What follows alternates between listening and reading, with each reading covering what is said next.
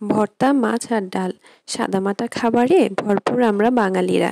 Hello, আসসালামু আলাইকুম সবাইকে। কেমন আছেন আপনারা সবাই? আশা করি সবাই অনেক ভালো আছেন। আর আজকে কিন্তু আমি আমার পছন্দের সাদামাটা খাবার নিয়ে চলে আসলাম। আর দেখেই বুঝতে পারছেন যে আমি এখানে আলু ভর্তার আয়োজন করছি। ভালো করে আমি পেঁয়াজ, কাঁচামরিচ, ধনেপাতা, লবণ আর সরিষার তেল দিয়ে মাখিয়ে নিচ্ছিলাম। আমি কিন্তু এখানে কাঁচামরিচটাই ব্যবহার করেছি। আমি এখানে পোড়া মরিচ দিইনি। আমাদের বাসার কেউই ওই লাল মরিচটা খেতে পারে না।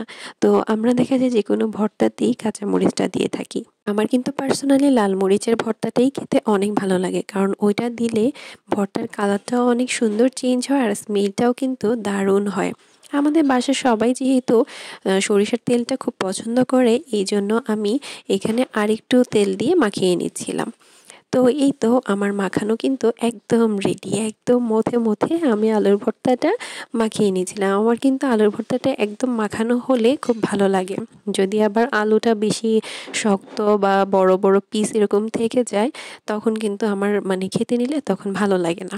এইজন্য আমি আলু ভর্তা বানালে খুব সুন্দর করে মাখিয়ে তারপর বানাই। আর এই তো দেখেন আমার ভর্তা কিন্তু একদম রেডি। আপনাদেরকে একটু দেখিয়ে নিলাম। আর এই পাশে কিন্তু আমি রান্না করছিলাম আজকে আইড় মাছ ভুনা করব আর কি, টমেটো দিয়ে পেঁয়াজ দিয়ে। আইড় মাছটা আমি আলাদাভাবে ভেজে নিয়েছি, আলু ভর্তা বানানোর সময় পাশে দেখেছেন ওটা ভাজার রেডি করা আছে। তো এই পাশে এই যে এখন আবার আরেকটু আমি দেখিয়ে দিলাম যে মাছটা কিন্তু অলরেডি আমি ভেজে রেখেছি। আর এইদিকে পেঁয়াজ আর টমেটো দিয়ে আমি মশলাটা কষিয়ে নিয়েছি। একদম ঝোলটা মাখো মাখো হয়েছে। এই পর্যায়ে আমি দেখলাম যে লবণ তারপর মশলা সবকিছুর পরিমাণই ঠিক আছে আলহামদুলিল্লাহ। এরপরে আমি মাছটা দিয়ে দিব। আপনাদের আজকের আয়োজনে সবার কি ছিল অবশ্যই কিন্তু আমাকে কমেন্টস করে জানাবেন। আর আমি যেভাবে রান্না করি আপনারাও কি আমার মতো করে রান্না করেন কিনা সেটাও কিন্তু অবশ্যই জানাবেন। আর এই যে দেখেন মাছগুলা আজকেই এনেছিল বাজার থেকে।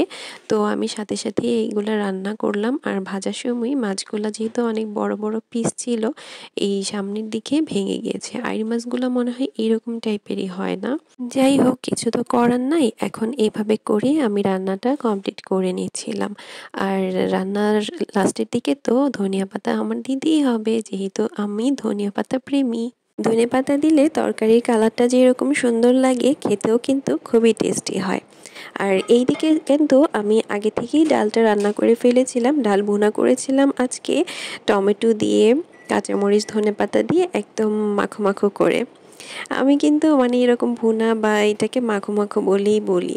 তো এই ছিল, আর সাথে ছিল আলুর ভর্তা। এই ছিল আজকের আয়োজন। সবাইকে পাশে থাকার জন্য অসংখ্য ধন্যবাদ। আল্লাহ হাফেজ।